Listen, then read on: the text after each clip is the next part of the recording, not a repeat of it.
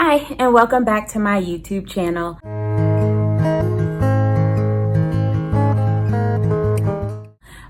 So we're getting back to our fears that we're conquering for home buyers. We spoke about conquering the unknown. We spoke about fearing that you won't be able to afford it. Now let's go into the fear of handling home ownership or thinking it's too much for you. So a lot of times I hear the fear that maintaining a home is going to be too much for me to handle. And granted, it can be overwhelming, but let me tell you how we can go through this step by the time, starting with the time that you're looking at homes until we get the keys in your hand to make you feel a little more comfortable. So when we first start looking for homes, we get an idea of what kind of shape the home is in.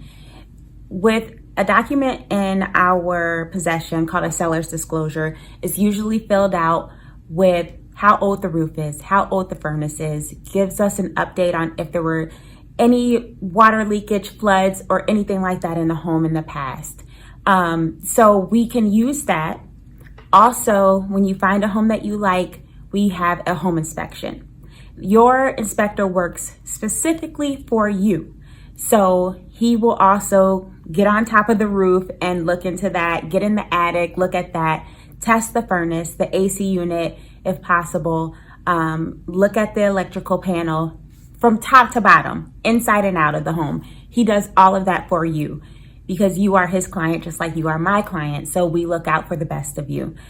Now, between the seller's disclosure and the home inspection, we're able to see if the roof may need some repairs, if the furnace is getting too old. And with that, we're either able to, one, if any of those need to be repaired right away, we can ask the seller to repair them. We can ask for concessions, which means we ask the seller to help with closing costs. That way you can save your money to go towards the repair of the roof or furnace or whatever we may find. It may say nothing, or we may not even need to ask for that, which has been the usual case that I've seen so far this past year. But in the case that doesn't happen, we do have options that look out for your best interest. So when we get into the home, before you get the keys, you will know the ins and outs of this home and you can better prepare yourself. What I advise for my clients is to follow a financial advisor. If you don't have one already, there are plenty on YouTube, social media outlets everywhere that can give you just quick advice. But of course, if you want one-on-one, then you will hire one. But I tell them that because you want to be prepared as much as possible. You want to know how you should be saving for anything, for life. So if there's an emergency, you will already have money put away because that financial advisor and myself right now, I'm telling you to start an emergency fund if you don't have that. And it's very important for homeowners to have that because in life, anything can happen and you want to be prepared.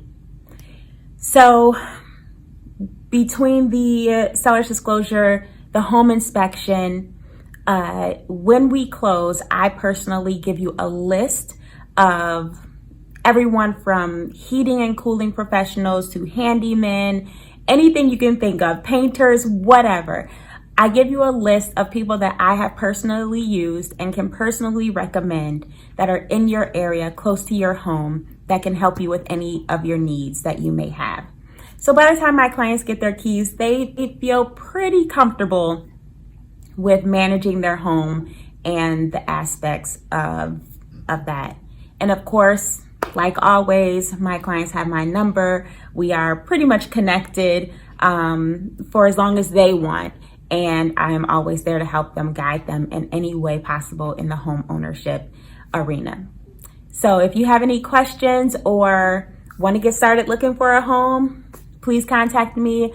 My social media is pretty much the same all around, and I would love to hear from you. And until next time.